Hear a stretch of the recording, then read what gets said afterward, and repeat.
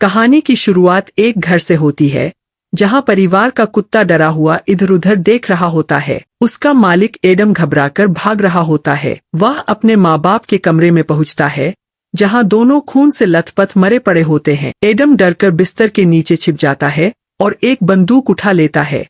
जब वह घबराहट में बंदूक संभालने की कोशिश कर रहा होता है तभी एक खतरनाक वैम्पायर कमरे में आ जाता है और उसके पिता की लाश को घसीटने लगता है। अचानक वह वैम्पायर एडम को देख लेता है और उस पर हमला करने के लिए तैयार हो जाता है। अगले सीन में हमें कहानी का मुख्य किरदार चार्ली दिखाया जाता है, जो क्लार्क काउंटी नेवाडा का एक हाई स्कूल स्टूडेंट है और अपनी खराब मोटरसाइकिल को धक्का देकर घर ला रहा होता है। वह अपनी पड़ोसी डोरिस को हेलो कहता है और फिर अपने घर पहुंच जाता है। उसकी माँ जेन उनके नए पड़ोसी की शिकायत करने लगती है, जो बिना किसी वजह के अपने ड्राइववे में ढेर सारी सीमेंट की बोरियां जमा कर रहा होता है। तभी चार्ली की गर्लफ्रेंड एमी उसे स्कूल ले जाने के लिए आ जाती है।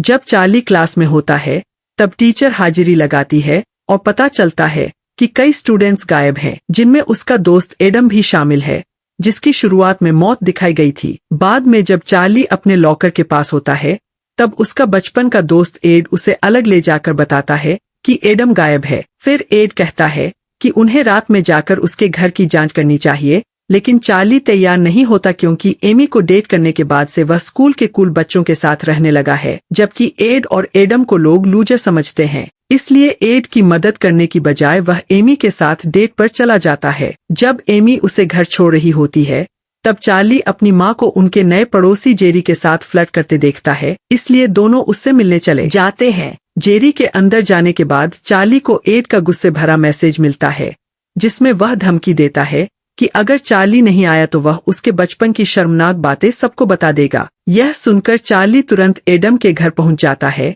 जहां एड पहले से उसका इंतजार कर रहा होता है। दोनों दरवाजा खटखटाते हैं, लेकिन अंदर से कोई जवाब नहीं आता, इसलिए वे जबरदस्ती घर के अंदर घुस जाते हैं। अंधेरे और खाली घर में घूमते हुए एड दावा करता है कि चार्ली का नया पड़ोसी जेरी असल में एक वैम्पायर है। एड और एडम काफी समय से उसकी जांच कर रहे थे और अब उन्हें पूरा यकीन हो चुका था। इसके सबूत के तौर पर वह बताता है कि जेरी के घर की सभी खिड़कियां पूरी तरह काली ढकी हुई हैं। एड चार्ली को चेतावनी देता है कि कभी भी जेरी को अपने घर के अंदर आने का न्योता मत देना, क्योंकि वैम्पायर बिना बुलावे के घर में नहीं आ सकते। लेकिन चार्ली को यह सब बकवास लगता है और दोनों के बीच बहस शुरू हो जाती है। एड कहता है कि एमी और बाकी कूल बच्चे नकली और घटिया लोग हैं और चार्ली उनके साथ रहकर बदल गया है। इसके बाद दोनों अलग हो जाते हैं। एड अपने स्केटबोर्ड पर घर जा रहा होता है, तभी स्कूल का गुंडा मार्क उस पर हमला कर देता है। उससे बचने के लिए एड एक दीवार कूदकर भागता है, लेकिन बदकिस्मती से वह सीधे जेरी के सामने पहुंच जाता है। डरकर एड पास के एक घर में घुस जाता है,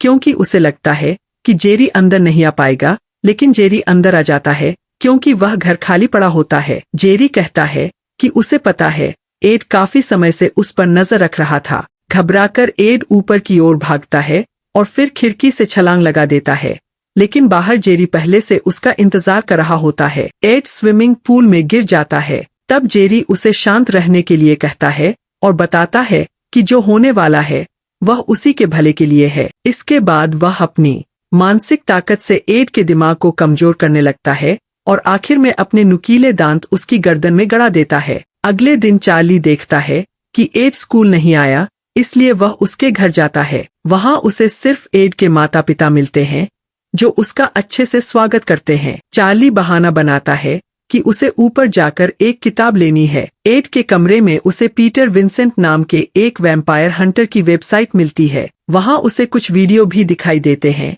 जिन्हें एड ने चुपके से जेरी के घर के सामने रिकॉर्ड किया था। उन वीडियो में जेरी की कार का दरवाजा अपने आप खुलता नजर आता है, जिससे चार्ली को यकीन हो जाता है कि जेरी कैमरे में दिखाई नहीं देता।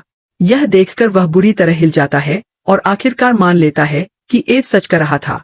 जब वह घर लौटता है तभी अचानक जेरी वहां आ जाता है और कहता है कि उसे एक छोटी सी मदद चाहिए। उसके घर एक लड़की आई हुई है, लेकिन उसकी बियर खत्म हो गई है, इसलिए वह चार्ली से पूछता है कि क्या उसके पास बियर है। घबराया हुआ चार्ली हाँ कह देता है। जेरी उसके साथ दरवाजे तक आता है, लेकिन अंदर कदम नहीं रखता। चार्ली फ्रिज में बियर ढूंढने लगता है, तभी गलती से एक बोतल टूट जाती है। जेरी सफाई में मदद की पेशकश करता है, लेकिन डरा हुआ चार्ली मना कर देता है।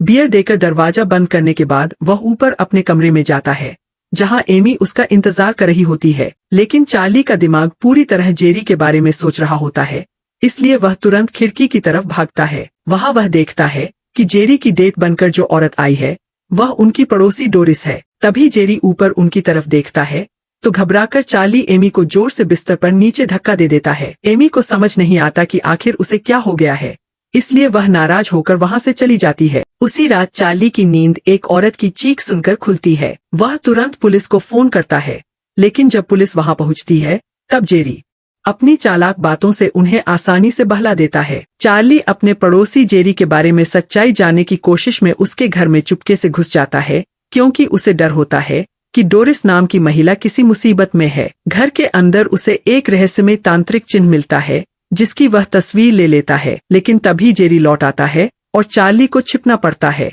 अलमारी के पीछे उसे एक गुप्त रास्ता मिलता है जो कई कमरों तक जाता है, जहां वह डोरिस को कैद देखता है। कुछ देर बाद वह अपनी आंखों से देखता है कि जेरी डोरिस का खून पी रहा है। मौका मिलते ही चार्ली डोरिस को छुड़ाकर बाहर निकालने की कोशिश करता है, लेकिन जैसे ही वह धूप में आती है उसका शरीर जलने लगता है और वह मर जाती है। इस भयानक घटना के बाद चार्ली को यकीन हो जाता है कि जेरी एक वैम्पायर है। वह अपनी मां को चेतावनी देता है कि कभी भी जेरी को घर में आने की अनुमति न दे, लेकिन कोई उसकी बात पर विश्वास नहीं करता। स्कूल में उसे एक वैम्पायर हंटर पीटर विंसेंट के बारे में पता चलता है और वह उससे मिलने पहुंचता है। पीटर के घर में तरह तरह के अलौकिक हथियार होते हैं, लेकिन वह चार्ली की बातों को मजाक समझकर उसे भगा देता है। दूसरी ओर जेरी चार्ली की गतिविधियों पर नजर रख रहा होता है। चार्ली अपने कमरे को लहसुन और क्रॉस से सुरक्षित करने की कोशिश करता है। तभी जेरी उसके घर पहुंच जाता है और उसकी मां से चार्ली को उसके हवाले करने की मांग करता है।